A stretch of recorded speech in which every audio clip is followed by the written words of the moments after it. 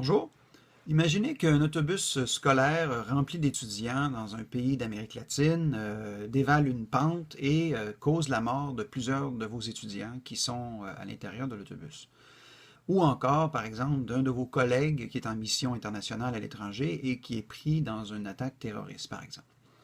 Est-ce que, comme institution, vous auriez les bons réflexes, les compétences, les connaissances opérationnelles, linguistiques, les procédures claires pour gérer la crise sans vous retrouver avec une poursuite judiciaire, par exemple, de la part de la famille ou de la part d'autres parties prenantes à ce projet?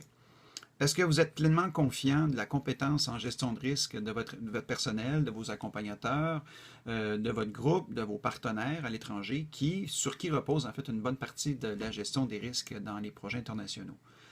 Est-ce que vous pourriez démontrer devant la Cour que vous avez fait votre devoir de diligence pour mettre en place là, tous les mécanismes appropriés de prévention et de gestion du risque? Si vous n'êtes pas capable de répondre oui à l'ensemble de ces questions-là, c'est que probablement qu'il y a matière à revoir les pratiques de gestion de risque des projets internationaux pour vous assurer qu'elles satisfassent les exigences légales, en fait, et opérationnelles dans la gestion des risques des projets internationaux. Donc, dans le cadre de ce cours, un cours de 5 heures, on va voir en deux parties. La première partie est dédiée à une partie plus théorique dans laquelle on présente les aspects théoriques des cadres de gestion de risque et des aspects plus légaux.